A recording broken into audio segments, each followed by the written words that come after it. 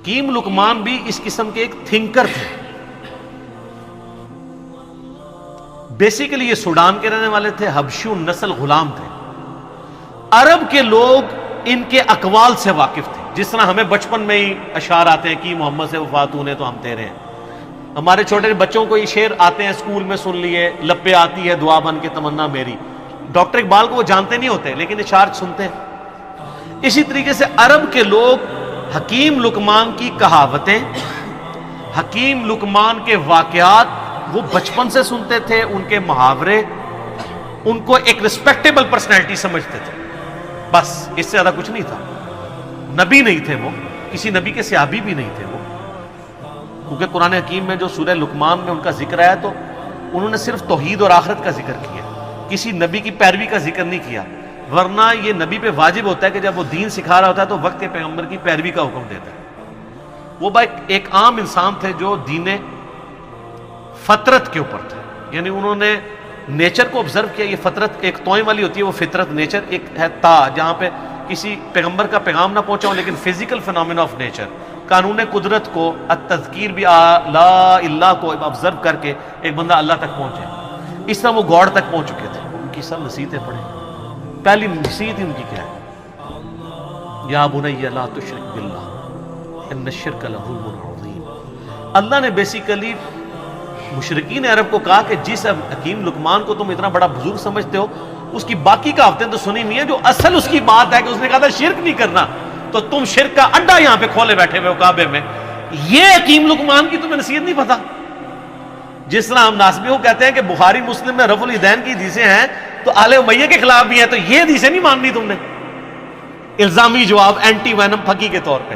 تو یہ سورہ لقمان اس لیے ان کو ایڈریس کرتی تھی. وہ بچپن سے جانتے تھے کہ حکیم لقمان بہت دانا تھا, بہت عقل مند شخص تھا. تو عقل مند شخص توحید کی دعوت دینے والا تھا, اس کی توحید کی نصیحت تو تم نے بلا دی ہے, شرک کا اڈا بنایا ہوا ہے کعبے کو. تو اللہ تعالیٰ نے اس لیے ان کے نام پہ سورت رکھی. حبشی النسل تھے, موٹے ہونٹ. حبشی کس طرح کا ہوگا؟ یہ تو آپ کا کرائٹیریا ہے نا, خوبصورت شکل ہو, ناک باریک ہو, ہونٹ پتلے ہوں.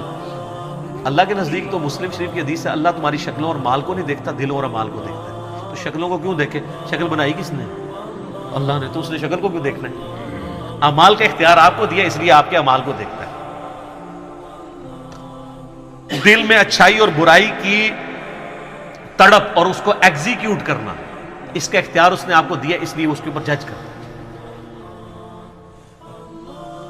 تو حکیم لقمان کے بارے میں آپ کو اسلام کی جو پہلی تفسیر ہے نا ابن جریر کی, امام طبری جنہیں کہتے ہیں, المتوفا 310 ہجری, انہوں نے تفسیر ابن جریر لکھی ہے. ابن کثیر نے المتوفا 774 ہجری, انہی سے اکثر چیزیں کاپی کی ہیں. تو آپ سورہ لقمان کے تعارف میں جائیں گے, انہوں نے حکیم لقمان کے کافی واقعات لکھے ہیں کہ یہ کتنا دانا شخص تھا اور کس طرح یہ اصلاح کرتا تھا. ایک دفعہ ان کے آقا نے ان کو کہا, ایک بکری دی اور کہا ذبح کر کے اس بکری کے سب سے بدترین جو پارٹس ہیں نا وہ لے آؤ.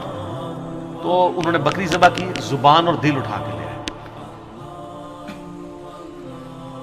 اب پھر ایک بکری اور مالک نے دی اور کہا اس کے سب سے بہترین پارٹس لے کے آؤ. پھر زبان اور دل اٹھا کے لے آئے. مالک نے کہا کہ یہ کیا؟ انہوں نے کہا یہ زبان اور دل اگر ٹھیک ہو جائے نا انسان کا تو اس سے بہتر اعضاء کوئی نہیں, اور اگر زبان اور دل ڈی ٹریک ہو جائیں تو ان سے برا کوئی عضو بھی نہیں ہو سکتا. یہ جناب حکیم لقمان تھے. تو اللہ تعالیٰ نے مشرکین عرب کو کہا کہ ان کی توحید کی نصیحتیں, پھر آخرت میں پیشی کی نصیحتیں. حکیم لقمان کی نصیحتوں میں میرا پورا لیکچر ہے, مسئلہ 177.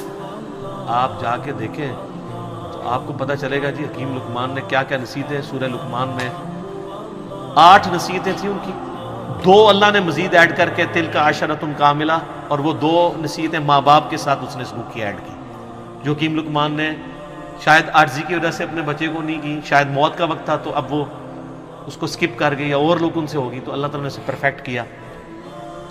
ان نصیحتوں سے کئی آئیڈیا نہیں ہوتا کہ انہوں نے وقت کے پیغمبر کی پیروی کا کہا ہو. اس سے لگتا ہے کہ وہ ایک ایسے شخص تھے جنہوں نے فزیکل فینومینا آف نیچر کو آبزرو کر کے خدا تک پہنچ چکے ہوئے تھے کہ اس کائنات کا ایک کریٹر ہے, اور Allah is the only explanation of all the physical phenomena in this world. وہ اتنی رقت انگیز ان کے الفاظ ہیں، اے بیٹے اللہ کے ساتھ شرک نہ کرنا، بے شک شرک سب سے بڑا گناہ ہے، سب سے بڑا ظلم ہے، اور اگر تم پہاڑ کی چٹانوں میں یا آسمانوں میں بھی کوئی گناہ کرو گے تو قیامت دن اللہ تعالیٰ تمہارے سامنے لے آئے گا۔ اچھا، آسمانوں میں کس نے گناہ کرتا تھا؟ اس زمانے میں تو اڑتا تو کوئی بھی نہیں تھا، لیکن آج آپ کی ساری سمگلنگ پاکستانی ایئر ہوسٹس جو کر رہی تھی اور جو کچھ باقی معاملات ہوتے ہیں وہ آسمانوں میں ہی گناہ ہو رہے ہوتے ہیں، تو وہ یہ نہ سمجھیے گا انہوں نے زمین پہ گناہ نہیں کیا، آسمانوں میں، قرآن میں لکھا ہے آسمان میں بھی کوئی گناہ کرو گے اللہ تعالیٰ لے آئے گا قیامت والے دن۔ وَمَن يَعْمَلْ مِثْقَالَ ذَرَّةٍ خَيْرًا يَرَهُ فَمَن يَعْمَلْ مِثْقَالَ ذَرَّةٍ خَيْرًا يَرَهُ وَمَن يَعْمَلْ مِثْقَالَ ذَرَّةٍ شَرًّا يَرَهُ۔ ذرہ برابر نیکی بھی کرو گے وہ بھی لے آئی جائے گی، اور ذرہ برابر گناہ کرو گے وہ بھی قیامت والے دن تمہارے سامنے لا کے رکھا جائے گا، ہاں بھی جواب دو اللہ۔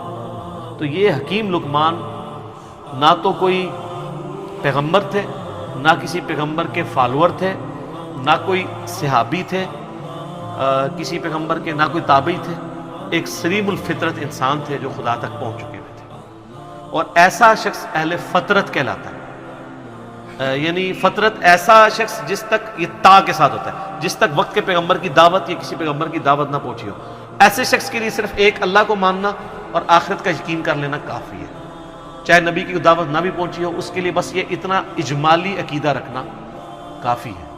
البتہ جب وقت کا پیغمبر آ جائے پھر اس کو ڈینائی کرے گا تو وہ کافر ہوگا، لیکن ایسے لوگ عموماً ڈینائی نہیں کرتے۔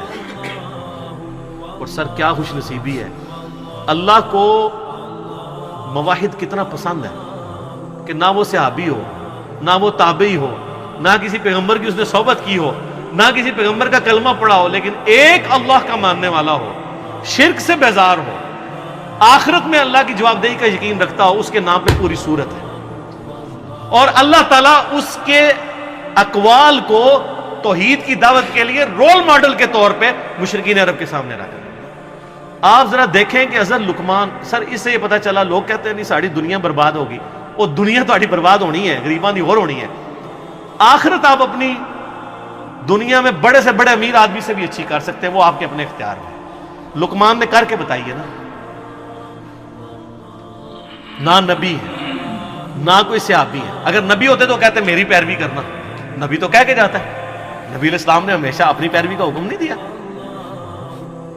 تو اگر آپ نبی بھی نہیں، صحابی بھی نہیں، تابعی بھی نہیں، ایک عام اہل فطرت میں صرف اللہ کو ماننے والے ہیں، تو اللہ کو اتنے پیارے ہیں کہ آپ کے نام پہ صورت آ جائے، اور بس یہی کرنا ہوتا ہے سر، یہ نہیں ہوتا کہ 50 جتنے بندے تھے ان کو ہسٹری میں نقل کیا جاتا ہے، ایک رول ماڈل